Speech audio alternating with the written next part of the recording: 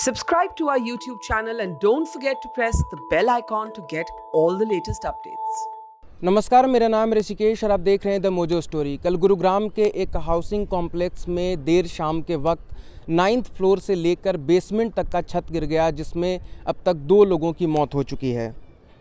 18 घंटे बाद भी यहां पर एनडीआरएफ और एसडीआरएफ की टीम लगातार राहत कार्य में लगी हुई है और अभी जो खबर है उसमें एक महिला कल देर शाम से ही अब तक फंसी हुई हैं, जिन्हें निकालने का प्रयास एनडीआरएफ और एसडीआरएफ की टीम कर रही है। तस्वीरों में आप देख सकते हैं कि ये पैराडिसो हाउसिंग कॉम्प्लेक्स का डी ब्लॉक है, जिसमें 9th फ्लोर से लेकर बेसमेंट तक सब कुछ नीचे आ चुका है।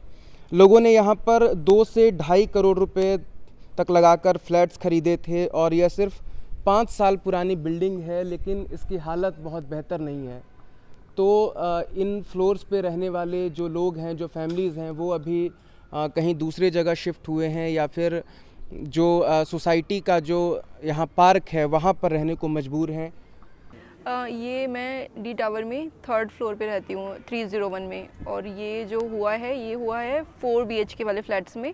फ्रॉम 5th की आपकी रूफ गिरी है और 5th ऑनवर्ड 1st तक आई है, और ये कल शाम में अराउंड 6 बजे के अराउंड हुआ है। तो वी थॉट कि अर्थक्वेक है, तो हम लोग फटाफट भाग के नीचे आए। जब नीचे आए तब देखा कि ऐसा कुछ हुआ है और लोग फंसे हुए हैं। 5:30 के अराउंड एक आवाज़ आई बड़ी, हमें लगा गैस सिलेंडर फट गया या किसी के बिजली आग लग गई। जब देखा 6th फ्लोर से होते हुए लॉबी की सीलिंग 5th पे गिरी, 4th पे गिरी, 3rd पे गिरी, 2nd पे गिरी, 1st पे गिरी।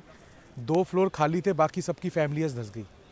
2 लोगों का तो ऑन द स्पॉट डेथ हो गया है। फिर यहाँ पर इनके पास कोई सीढ़ी वीढ़ी भी नहीं थी, तो लोगों ने चुन्नियाँ बांध के 1st फ्लोर वालों को बाहर निकाला, जो बाथरूम में थे। जो लॉबी में लोग थे उनकी ऑन द स्पॉट डेथ होगी। अभी सुनने में आ रहा है कि यहाँ पर एक लेडीज़ फंसी हुई हैं, उनके नीचे वाला हिस्सा तो पिचक गया है। शी इज़ अलाइव, बट उनको निकाल नहीं पा रहे हैं, उनको समझ नहीं आ रहा कैसे निकाले।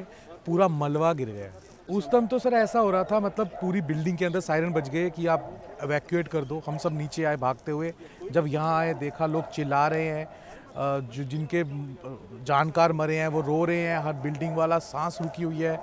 पूरा का पूरा डी ब्लॉक नीचे आया हुआ था, वो रात से बाहर है, उनको घर नहीं जाने दे रहे हैं। कुछ नहीं आइडिया, अभी 6 से नीचे गिरी है, 7th गिर जाए, 8th गिर जाए, कुछ गिर जाए। 4 महीने पहले H ब्लॉक जहाँ मैं अभी रहता हूँ 4th फ्लोर पे लिफ्ट के आगे वाली छत गिर गई थी। तो ये होते रहते थे इंसिडेंट। इस जस्ट कभी जान माल का खतरा नहीं हुआ।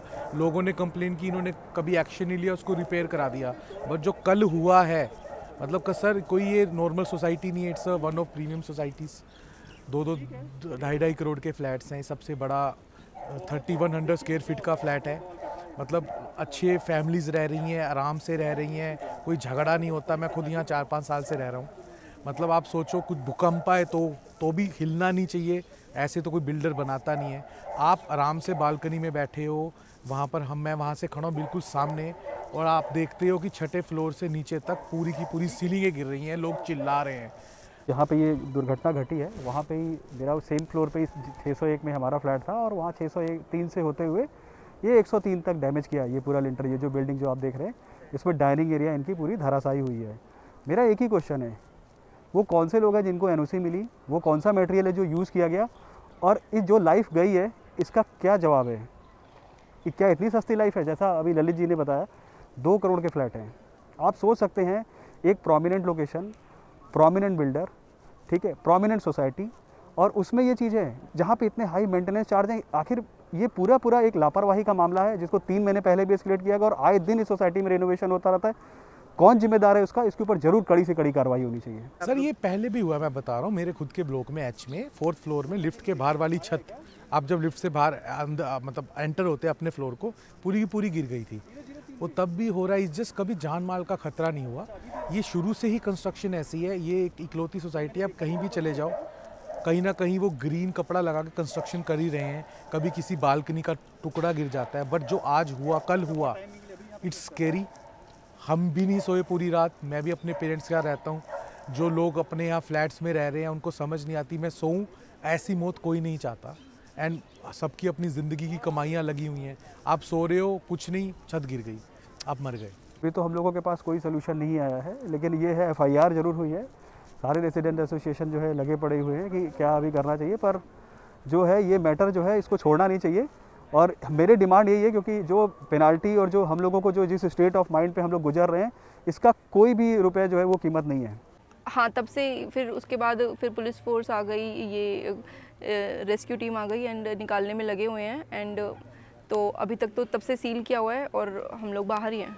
मौजूदा स्थिति तो यही है कि अभी तो सारे लोग जो डी ब्लॉक है वो पूरी तरह सील कर दी गई है और बाकी सारे लोग जो हैं वो बाहर हैं। जो भी आप देख रहे हैं सारे लोग ही बाहर हैं।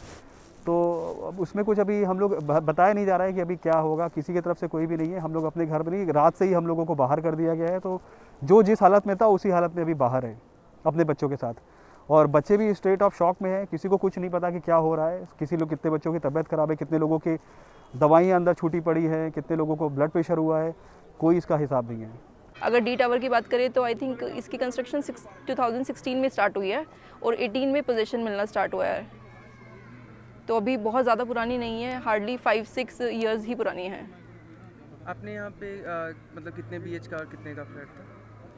यहाँ पे अराउंड 4 BHK का जो प्राइसिंग है वो 2 करोड़ हैं एंड 3 BHK का मतलब रेंज करता है 1.25 to 1.4, 1.45। ऑब्वियसली फियर तो है, क्योंकि ऐसा देखा है सामने कैजुअलिटीज़ भी हुई है, तो फियर तो ऑब्वियसली है। और जाके रहना और मतलब वो माइंड नहीं है उस कंडीशन में भी, तो कि आगे क्या प्लान होगा। ऑडिट की बात हो रही थी कि सब ऑडिट का बहुत टाइम पहले भी कुछ यहाँ पे प्रॉब्लम आई थी कि बालकनीज, लोगों की बालकनी में कुछ हुआ है, कुछ गिरा है। लेकिन कुछ ऑडिट भी गई, कुछ पुलिस की कंप्लेन भी, लोगों ने FIR भी कराई, लेकिन कुछ मतलब ऐसे रफा दफा टाइप हो गया, कुछ प्रॉपर एक्शन नहीं हुआ। और ऑडिट हुआ तो प्रॉपरली सारे टावर्स का नहीं हुआ। जो मेरी नॉलेज में है, डी टावर का ऑडिट नहीं हुआ था तब। अभी जैसे थोड़ी बहुत दरारें थी और पेंटिंग वेंटिंग ऐसा बाहर से ब्यूटीफाई किया गया है।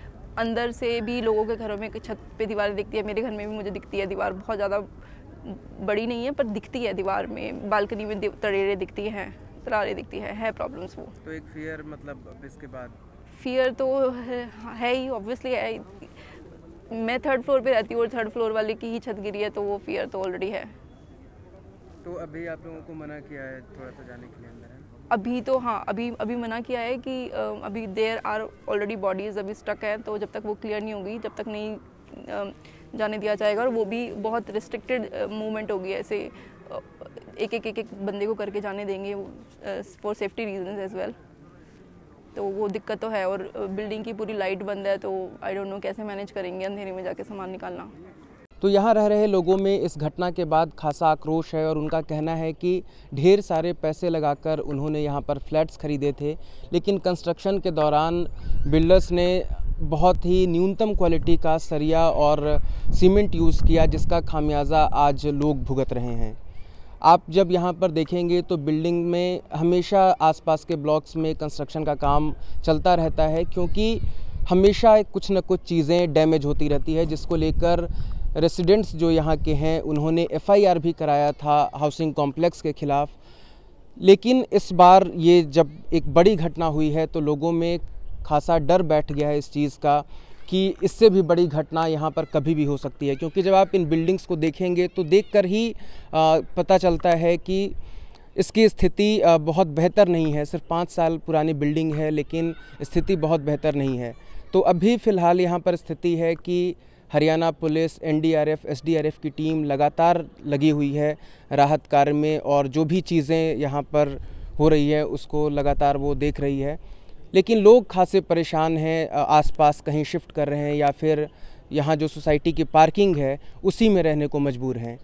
तो अगर इसको एक लार्जर वे में देखें तो लोगों में इस चीज़ को लेकर एक खासा डर बैठ गया है कि अगर इस तरीके की घटना एक हुई है और लगभग वही क्वालिटी सारे बिल्डिंग्स में हैं जिस तरीके की चीज़ें यहाँ पर यूज़ हुई हैं, तो उनमें एक डर बैठ गया है और वो आगे चाहते हैं कि इस मामले की जांच हो और उनको इसमें न्याय मिले।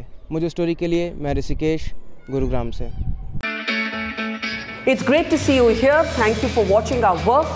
If you haven't subscribed yet, don't forget to click the bell icon and subscribe to Mojo Story and support independent, robust journalism.